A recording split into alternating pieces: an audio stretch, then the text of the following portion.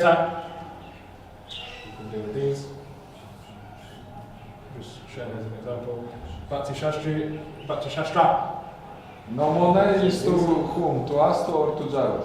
Pardon? No money. The border. Money is for us or? No money.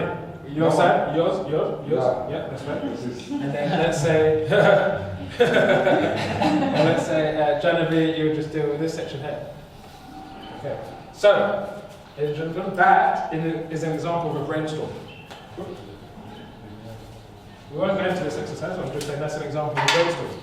If you're going to use a brainstorm in a facilitation, you'll share a problem. It's an open-ended problem, right? So say, okay, what are the reasons behind not wanting to regularly study books? Right, so you're not going to ask a closed question. Like, should we study books? What kind of, yes. No. Unless you're going to elaborate. Okay, why should we study books? If you're ever going to brainstorm, you have to make sure you use the list. Otherwise, it's no use. You're wasting time and you're wasting resources. So you're going to use the list. And now what I've done with this list, for example, is I've split the list up and I've given it to different groups to work out some solutions to these problems. That's one way you can use a brainstorm. Okay? So if you use a brainstorm, ensure that you use the list that's produced. Okay.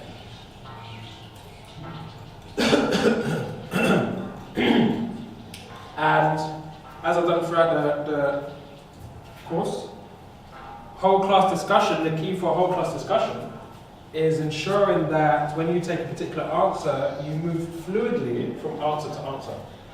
Okay? So you kind of saw with a brainstorm, you see that when a person is discussing something, you can show attentive or empathic listening. And once they've finished their point, you respect and acknowledge their point, and then you take another point. So with whole class discussions, you can, depending on the excitement of the group, if they're just very medium and mild, then you just allow people to talk when they need to. If it's too exciting, right, if you have a proper controversial debate or something, then you may have to ask for someone to raise their hand before they volunteer an answer. So for example, if I mention, just go back to this example, if I mention, is not having enough time a good enough excuse to not read on a daily basis? Not really, why not? Because you always have time. So you always have time? Yeah, 5 minutes is fine. Even if you have 5 minutes, that's fine. So you're saying that everyone has at least 5 minutes to spare. Thank you for your contribution. Jared? You said you want to make time? Yep. You time. So you made time? Yeah. You made time. You do it just before you go to sleep. Just before you go to sleep. So you'll find time. You'll make some time to do that. Anyone got any other answers to that? Can you do something that you have more time for yourself? Okay. Maybe modify your day, let's say. Yeah. Perhaps you can do something that can help increase the amount of spare time. Can you go to bed the right time earlier? Can you get earlier, 15 minutes earlier, and then you can leave 15 minutes morning before you start the Sunday?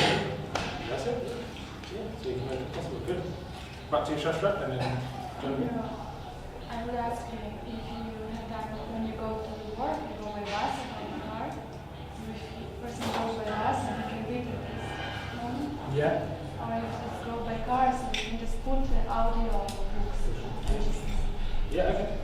So you're saying that even during your transitions, you can make time to read during this transition either on a bus by reading, or if you're in a car or engaged, you can still listen to it audibly.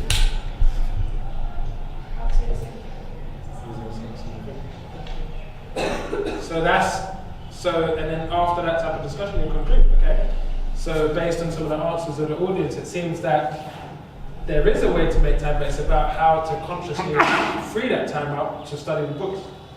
Yeah. So after a whole group discussion, then you come to a conclusion based on that discussion, and then you summarize, round it up, and the learning is complete. You move on to another exercise.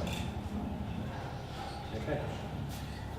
Any questions or comments about anything that you've come across between the 1st of December and now. I just wanted to add to time. Oh, no, that's discussion closed. No problem. Yeah, so that's another thing. If someone wants to add extra, but your time's going, you have to say, thank you. Maybe if there's some time at the end, perhaps we can take your question at the end. What's next? You. What got me? I'll soon become a student. How we can like practice our real learning communication skills? How after the course we coming back our times, whatever we go live, and then how every day we can practice a little bit about communication skills, because at least me, I'm not giving often the lectures, so sometimes I'm giving not so often this and that, but then I'm not professional facilitator, so I can in my daily routine can practice these skills. Generally, what I've noticed, even if someone's born with great speaking skills, there's still an element of practice. So what I did, when I first started speaking, I used to stutter.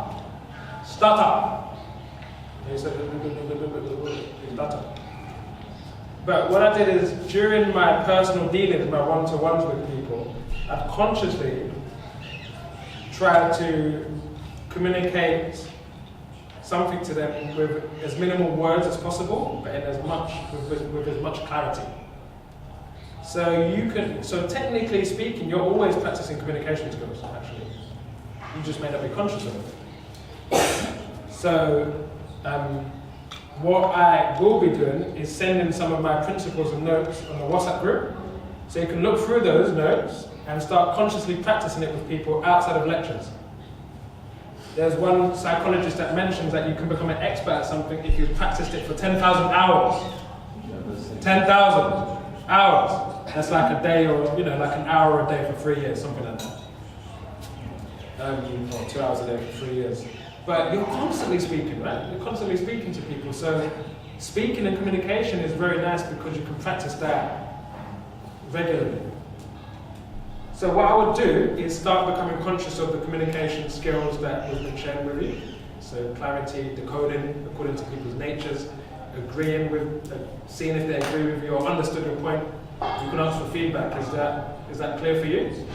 They may say, can you re-clarify? You think about a different way to practice it. And decoding.